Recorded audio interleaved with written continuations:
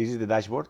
Once you have created your own account, you will have a dashboard where you can see if you have deployed any droplet.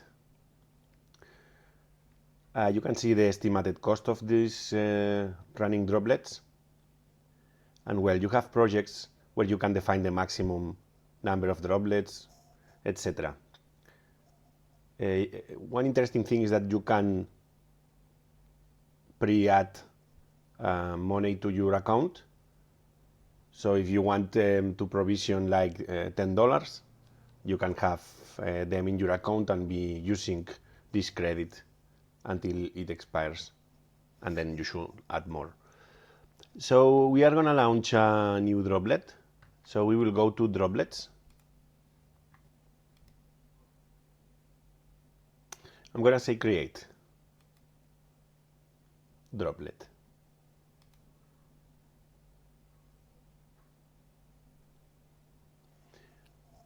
So okay, I'm going to provision a Ubuntu. Which kind of Ubuntu? I'm going to provision the last one, the 2204 LTS, which means long time support.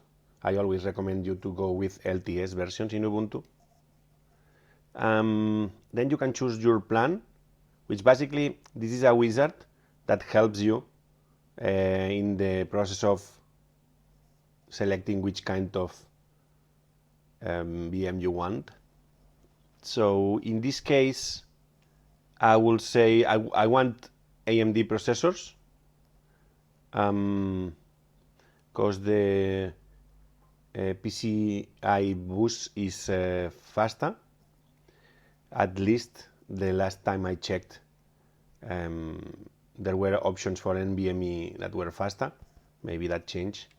And I will say, okay, I'm gonna have 2 GB of RAM with one CPU. Okay, no, I want 2 CPUs.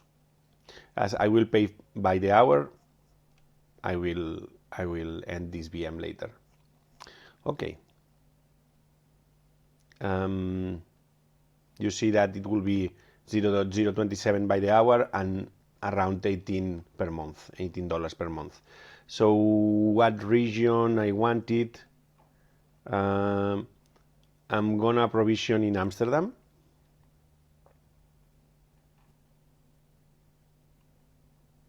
You can choose if you want to use a previous SSH key or you want to proceed with a password.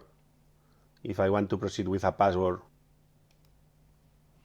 then if you chose password, when you have set your password, you're ready to go. You have to provide an uppercase, which is not the first or the last one. They can be the first or the last one, but it has to be one on the middle. So just for you to know. The last character cannot be a special character. You can choose to enable backups. It's up to you. Monitoring, user data. So user data basically is to provision your own script that will be run as root when you start the instance. I want to deploy just one of these. And the host name will be,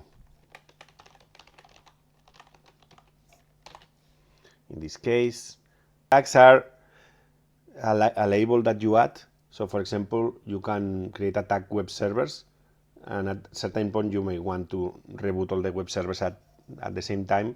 So you will select the tags, the VMs with the tag web servers. So in this case, I will call tests. Is not necessary. And the project, I can choose in what project I want it, and that's it. Very, very straightforward, you see. So now it says the progress of it.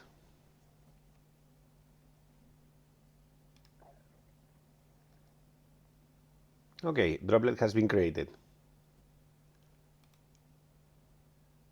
But I can access directly from a console here.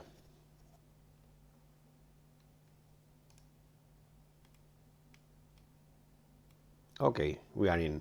Fantastic. So let me try this again. Maybe I'm being blocked by firewall. Okay, so we have several IP addresses. Oh, damn it. I didn't realize that that IP was the private one. So this should make it. Okay, I will say yes, add to the fingerprint. Okay. I'm going to add the passwords.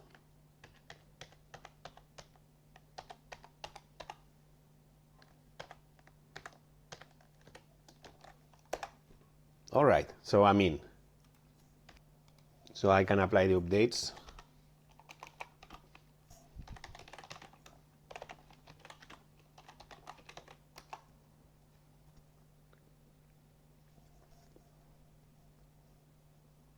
Yes.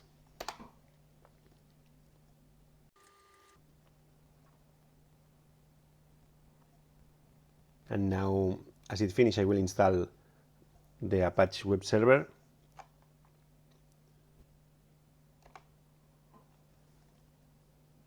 Okay.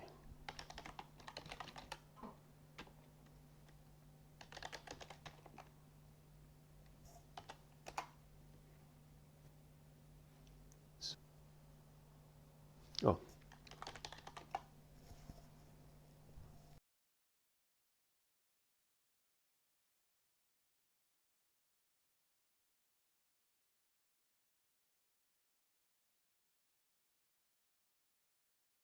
Let's do this again.